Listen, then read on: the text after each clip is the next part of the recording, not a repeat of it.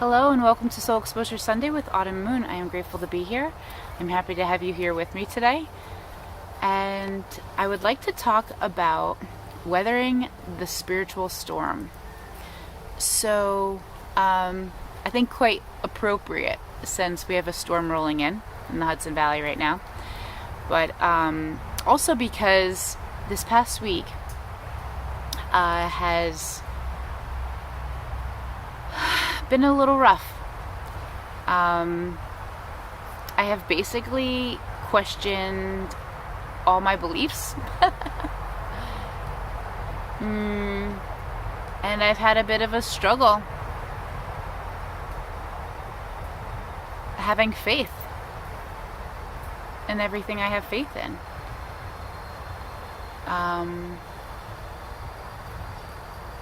Which is a tough spot to be in.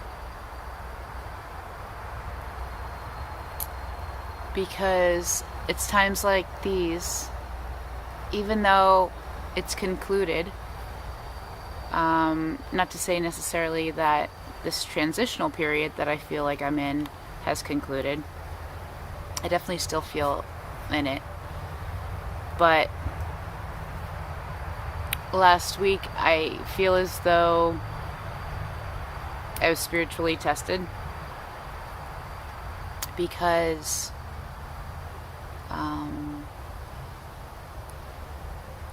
everything just came to a crash. I started, questioning my personal life, my professional life, my living situation,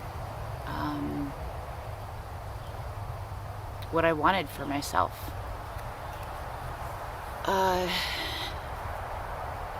Just everything. And emotionally, I was a mess, an absolute mess. And so I feel like I wanted to come on here today to share with you how I weather those storms. I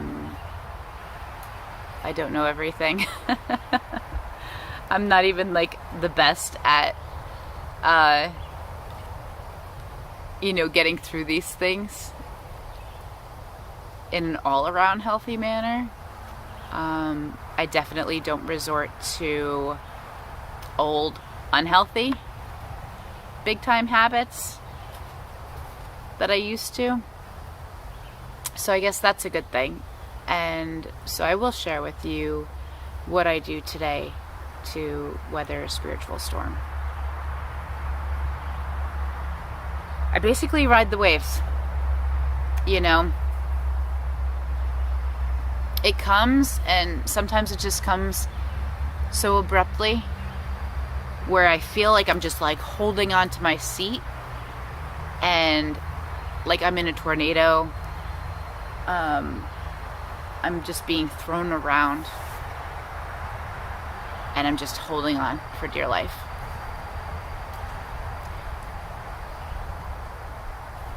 And that's what I do. I hold on for dear life. And I also, have picked up some tools along the way. And it's the usual stuff. It's get quiet, it's meditate, it's move my body however I see fit to do that. Sometimes it's yoga, sometimes it's with dancing. I like to go for drives. I like to roll down the windows and throw on my music and just cruise. I don't love talking it out. I have people who I love and trust and who love and trust me that I could call up and talk about it with. That's never my go-to, right? It's not something that comes up immediately when I think shit's hitting the fan, I need some serious help. I'm drowning here. I have a tendency to want to just crawl in my little hole and ignore the world around me. I can't handle it. It's too much. You might resonate with this if you are an empath. I honestly don't know if most starseeds are empaths. I would think so, but I don't know. The starseeds that I know are empaths, but I don't know everybody. So, and a big thing too is clairsentience is one of my gifts. So I feel everything. Everything. And I've learned ways to protect myself, and I ground myself, and I use these tools that I've learned. But sometimes it's too much and it's inescapable. And so I keep on having to ground myself and to meditate. And I always resort back to that because I feel like that's the only way I could feel sane in sometimes what I refer to as an insane world. And if I'm not good, I can't help others, right? And so it's important for me to be good, you know, to be grounded, to feel healthy, to feel like I can give. And I think that I just got to a point of depletion.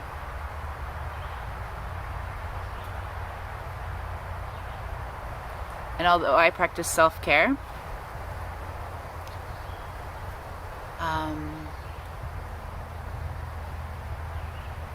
sometimes I just need to take it up a notch, you know, because like, oh, I practice self-care, I do this, and that for myself all the time. But I think I had to turn up the dial a little bit. So that is what I'm doing. I have planned something for myself to get away for a few days and just take care of myself. Because things haven't been easy lately.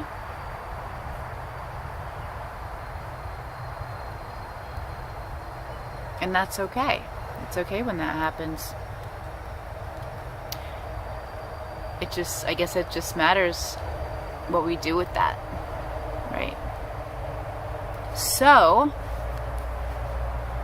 in lieu of this storm, a recent storm, or a storm about to come, I'm going to pull some cards for the collective because I have a feeling I'm not the only one. So, okay, they're jumping out already. Something's happening. Alright, there's two out. Give me a second. I'll get one more.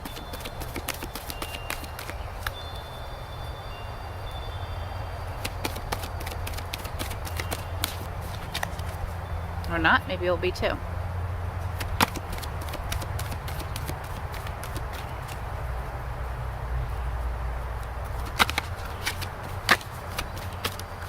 Oop.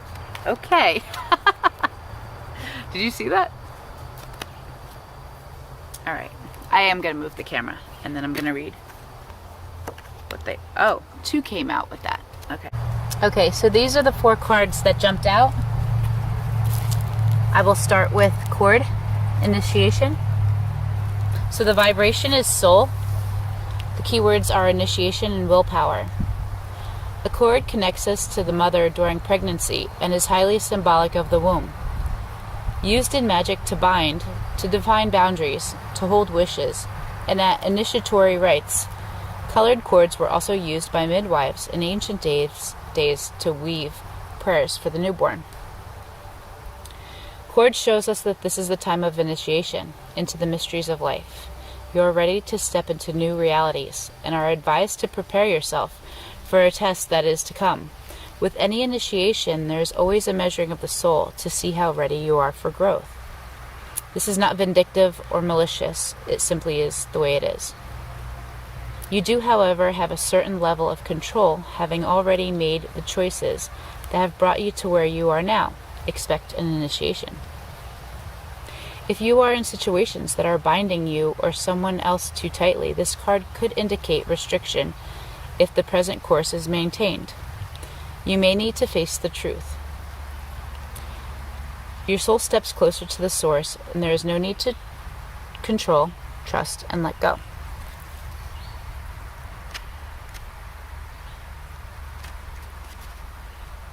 Okay, Neophyte Study is the next card. Vibration is the universal mind. Keywords: growth, study, understanding.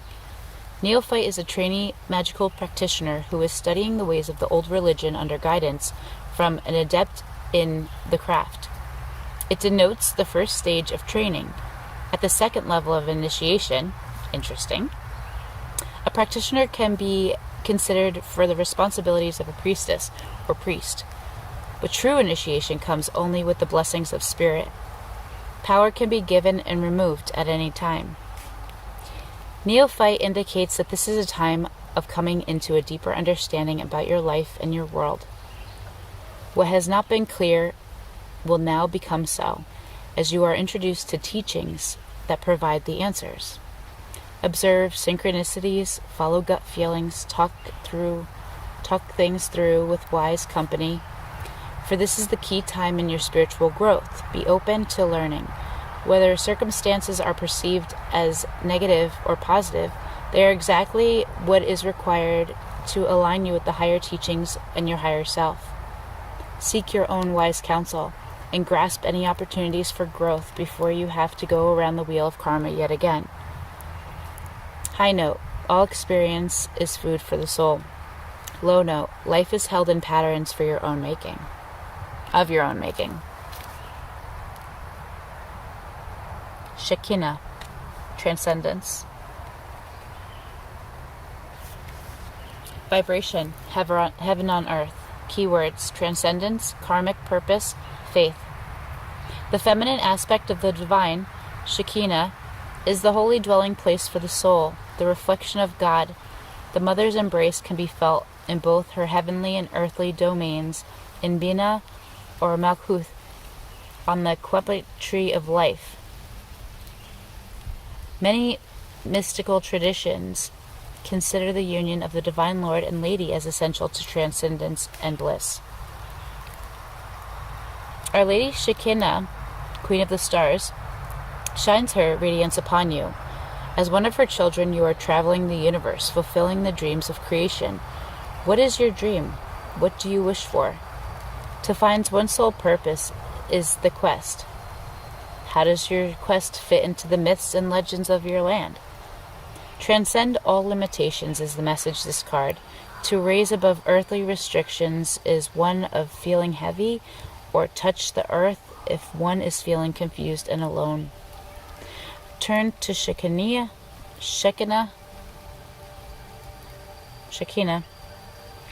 for illumination and guidance. Seek the company of those who are wise. Have the faith to find yourself. Enjoy your earthly life and follow your dream. High note: dreams can come true. Low note: you are not alone. And then lastly, we have Serpent with power. Vibration, formative ethers. Ray of creation, power. Keywords: sexuality and wisdom. Serpents are associated with a myriad of deities, including Cernunnos, Caridwen, and Nemesis. The ram-headed serpent is a symbol often seen in association with the horned god.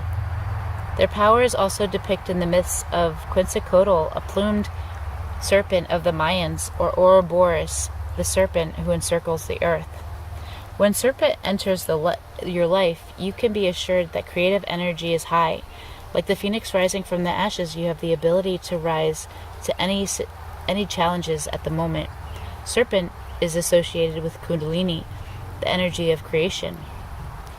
You may have to shed a skin having outgrown something in your life. Serpent power brings you to a gift of intimacy. Observe how you crave or avoid close contact with others, and whether your attitudes to your sexuality and or creativity require integration. Let your power arise and express itself in all areas of your life, being as wise and as the serpent with any directions you consider. High note. Life force energy is increasing. Be wise. Low note. Inhibitions are highlighted. So those are the messages for the collective today. I hope you enjoyed this Soul Exposure Sunday, and I will see you next week.